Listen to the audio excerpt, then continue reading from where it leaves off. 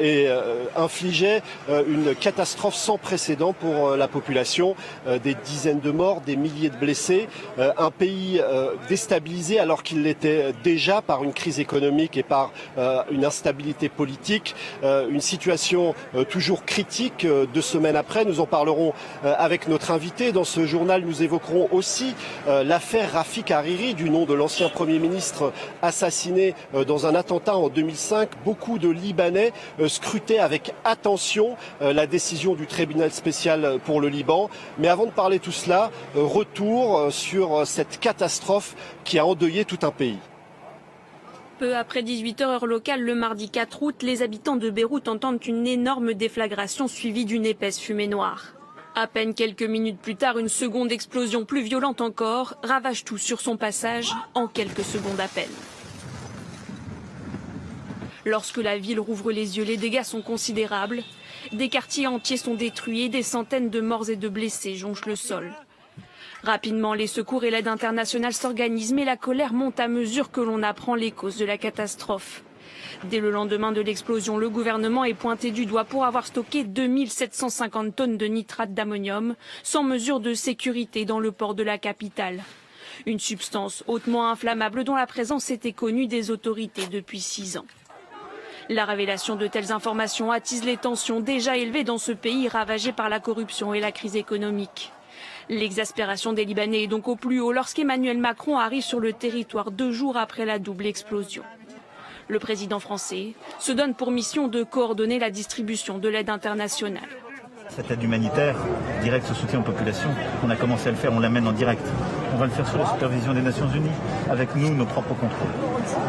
Mais après, ça n'empêche pas qu'il faut changer le système politique. Mais l'élan de solidarité internationale ne suffit pas à apaiser les Libanais. Dès le 8 août, les premières manifestations s'organisent contre la classe politique en place. Plusieurs jours de violence et d'affrontements secouent la capitale et provoquent des départs parmi les ministres, avant que le Premier ministre lui-même n'annonce la démission de son gouvernement. الذي يشارك اللبنانيون في صناعته. لذلك أعلن اليوم استقالة هذه الحكومة. الله يحمي لبنان. الله يحمي لبنان. الله يحمي لبنان. عشتم وعاش لبنان. Depuis, la colère n'est pas retombée. Les Beyrouthins exigent de voir les responsables traduits en justice et réclament des comptes pour la négligence de l'État, alors que le président Michel Aoun a une nouvelle fois écarté toute possibilité de démission il y a encore quelques jours. Alors voilà 15 jours que nous sommes du côté de Beyrouth et ce qui nous a peut-être le plus marqué, c'est l'incroyable engagement de la population pour tenter de faire face à cette catastrophe. On a aussi constaté l'absence de l'État. Jacques Mata est notre invité. Il fait partie de ces jeunes Libanais qui font le maximum pour aider tous ceux qui ont beaucoup perdu lors de cette catastrophe.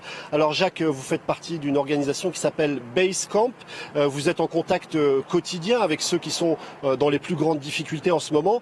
Quel est leur état d'esprit finalement 2 semaines après cette terrible catastrophe? Oui, en effet, donc on est en contact journalier avec ces gens-là et c'est vraiment très difficile.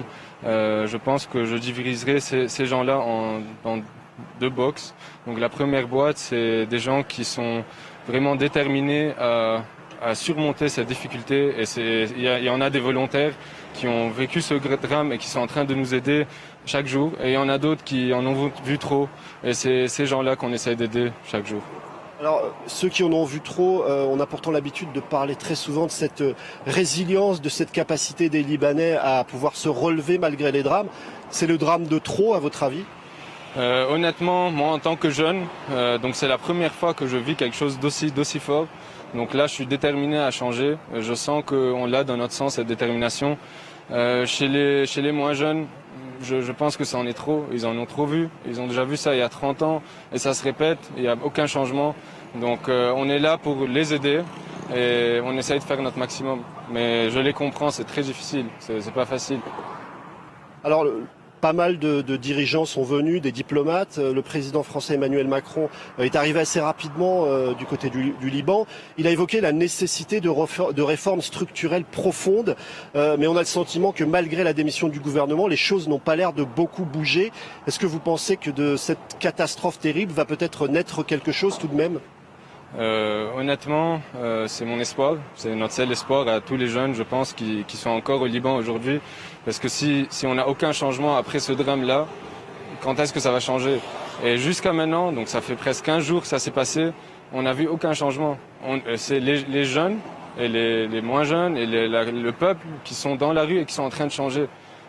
Où est ce gouvernement? Qu'est-ce qu'il a fait comme changement? Où sont les réformes qui étaient supposées être faites il y a quelques années? Moi, honnêtement, ça fait 30 ans, pour moi, j'en peux plus. Je veux un changement. Je pense qu'il y en a d'autres aussi qui veulent ce changement. Mais on a besoin des gens qui sont encore avec ces politiciens de changer. On a besoin qu'ils viennent avec nous. On a besoin que l'armée se tourne avec nous et que la police se tourne avec nous. Et qu'on ait un pays civilisé, un pays qui marche correctement. Alors, il y a aussi beaucoup d'autres questions qui subsistent, notamment en ce qui concerne l'enquête, notamment sur ces tonnes et tonnes de nitrate d'ammonium qui ont provoqué ce drame. Certains appellent de leur vœu une enquête internationale. Très honnêtement, moi je ne fais pas confiance en ce gouvernement. Je ne leur fais pas confiance depuis quelques années, depuis que j'ai commencé à lire sur la politique. Par rapport à l'enquête internationale, nous avons vraiment besoin de ça. Nous avons besoin de voir la vérité. Nous avons besoin d'experts qui descendent et qui voient qu'est-ce qui s'est passé, qui enquêtent. Parce que nous, notre gouvernement, honnêtement, c'est des bons à rien. C'est ça le mot, quoi. Oui. Alors, on a évoqué il y a quelques instants cet engagement total d'une partie de la population libanaise pour aider les autres. Il y a quelques jours, avec Abdallah Malkawi, nous nous sommes rendus dans un quartier où une association tente de réhabiliter des logements pour que les habitants du quartier puissent avoir un abri avant l'hiver. Cette association qui travaillait alors qu'on a pu encore constater, encore une fois, l'absence de l'État et des autorités. Regardez ce reportage. La double explosion du port de Beyrouth a détruit un nombre considérable d'immeubles d'habitation. Des centaines de milliers d'habitants de la capitale se retrouvent sans maison. Et des immeubles comme celui-ci qui ont subi de gros dégâts, il y en a beaucoup dans les quartiers près du port. هيدا ونش عن البور طار بلوك من الونش قشط من السقف السطح يعني للحيطان كلها لتحت لوصل لهون على اول طابق. بيت؟ ما في بيت، خرابة. فكرت حالي اني رح موت خلص مش رح يشبع. عم نام عند ناس. ما غرفتي كلها تخربت. عاد عندي شي نام فوق. قد ما فيي عم حاول اني نطفى.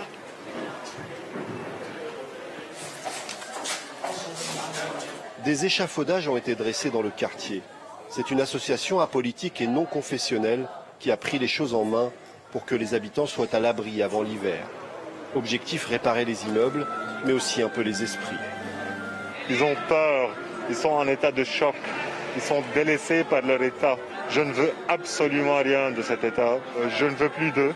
On donnera au monde entier un exemple de solidarité et de citoyenneté. Mais la capacité de résilience des Libanais est mise à rude épreuve. رضينا بالسرقة، رضينا الدولة أخذت لنا مصرياتنا، رضينا بالدولار 10,000 ليرة، كله رضينا فيه بس هاي الشغلة أنا بعد في ابني شاب قلت له ماما روح سافر لأنه ما في عيشة هون بلبنان ما في. Les habitants se retrouvent pour une prière, pour faire corps face à la catastrophe et se donner du courage.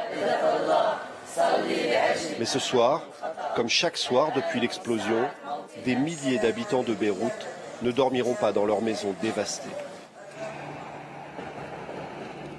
En cette journée, il y avait une certaine inquiétude qui planait du côté de Beyrouth. Beaucoup d'habitants de la capitale, mais aussi dans le reste du pays, scrutaient avec attention la décision du tribunal spécial pour le Liban dans l'affaire Rafik Hariri, cet ancien Premier ministre assassiné en 2005. Le tribunal spécial qui se trouve à La Haye a reconnu coupable Salim Ayyash, membre présumé du Hezbollah, dans l'assassinat de Rafik Hariri. Il faut rappeler que cet attentat avait coûté la vie à 21 personnes et ce tribunal a acquitté les 3 autres accusés. Je vous propose de découvrir ce rappel des faits dans cette affaire tentaculaire qui plane sur le Liban depuis des années. 14 février 2005, le Liban est sous le choc. Une bombe vient d'exploser au milieu du cortège de l'ancien Premier ministre Rafik Hariri. La déflagration arrache les balcons des bâtiments à proximité et décime le front de mer de Beyrouth. Hariri décède sur le coup avec 21 autres personnes. Des crimes abominables. On aurait pu croire d'un autre temps. Les soupçons se dirigent immédiatement vers la Syrie voisine, un pays qu'Hariri avait critiqué à plusieurs reprises pour son ingérence dans la politique libanaise. 2 jours plus tard, 50 000 personnes assistent à ses funérailles et la colère contre Damas explose dans l'opinion publique. Au moment de l'assassinat, l'armée syrienne occupe le Liban depuis près de 3 décennies. Mais sous la pression internationale, la Syrie retire ses troupes 2 mois après l'attaque. Dans un contexte de remise en cause du système judiciaire libanais, l'inquiétude monte pour la sécurité des personnes impliquées dans le procès. Un tribunal spécial est donc mis en place pour enquêter sur le meurtre. Basée aux Pays-Bas, la Cour est créée en 2009 et mettra donc 11 ans à rendre son verdict. Les critiques disent que le procès a été trop long et bien trop coûteux, avec plus de 700 millions de dollars engagés et un personnel de près de 400 personnes, dont 11 juges à plein temps. Les 4 principaux accusés n'ont pas pu être arrêtés et sont donc jugés par contumace, tandis qu'un 5e est mort en Syrie en 2016. Tous sont considérés par le tribunal comme des proches du Hezbollah, qui de son côté nie toute implication dans l'attaque. Dès vendredi dernier, le Hezbollah avait déjà indiqué que cette décision du tribunal n'avait aucune valeur à ses yeux et qu'il considérait que les hommes poursuivis par la justice étaient totalement innocents. Saad Hariri, le fils de Rafik Hariri, qui lui aussi est un ancien Premier ministre au Liban, a réagi et cette réaction sonne un peu comme une volonté d'apaisement. Écoutez-le.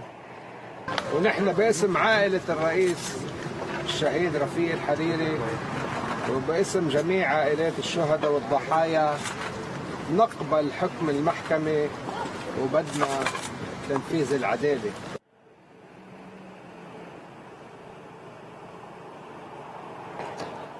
Alors Jacques, aujourd'hui c'était une journée un petit peu inquiétante pour les Libanais qui scrutaient avec attention cette décision du tribunal spécial pour le Liban. Quelle est votre réaction à ce verdict ? Ouais, en effet, nous on a dû arrêter nos opérations très tôt parce qu'on a eu peur d'une décision très forte avec de grosses conséquences. Malheureusement, la décision, personnellement, il y a quelque chose qui manque, il y a une vérité qui est cachée. Donc, je sais pas, je n'ai pas assez lu dessus. Ça vient de se passer, j'ai pas eu le temps de lire, mais à mon avis, il y a quelque chose qui manque, il y a quelque chose qui est caché. Alors 15 ans après les faits, est-ce que vous avez le sentiment que c'est quelque chose qui continue d'être un peu explosif et qui peut finalement mettre le feu aux poudres encore aujourd'hui ? Oui, évidemment, ça peut mettre le feu aux poudres, mais la vérité, c'est ce qu'il y a de plus important. Il faut prendre des actions en fonction de la vérité, il ne faut pas la cacher. Et là, depuis 30 ans, on ne fait que cacher la vérité. Aujourd'hui, on a eu un désastre. Si on cache celui-là, dans 30 ans, on en aura un autre. À un moment, il faut mettre un stop. Il faut dire qu'il y a ces gens-là qui sont responsables, il faut les mettre en prison, comme dans n'importe quel pays. Dans n'importe quel autre pays, ils auraient démissionné, ce gouvernement aurait démissionné. Et par rapport à Hariri aussi, les coupables auraient été mis en prison. Alors, beaucoup soulignent que finalement la mère de tous ces maux, c'est le système confessionnel. Vous êtes d'accord avec cette analyse ? À mon avis, ça a un rôle, mais c'est surtout le manque de rationalisme des gens. C'est pas vraiment la confession, c'est le manque de rationalisme qui arrive à un système confessionnel qui joue un rôle important. Mais juste un dernier mot, je crois que vous vouliez passer un message à toutes les victimes avant qu'on se quitte. Oui, j'aimerais juste envoyer un très grand message à ces victimes, les gens qui ont perdu des amis et des familles, et même les gens qui ont vécu ce drame dans les rues. Je sais que c'était très difficile psychologiquement et on est tous là pour eux. Merci beaucoup Jacques pour votre témoignage. C'est la fin de ce journal spécial en direct de Beyrouth. Tout de suite, l'information continue sur France 24.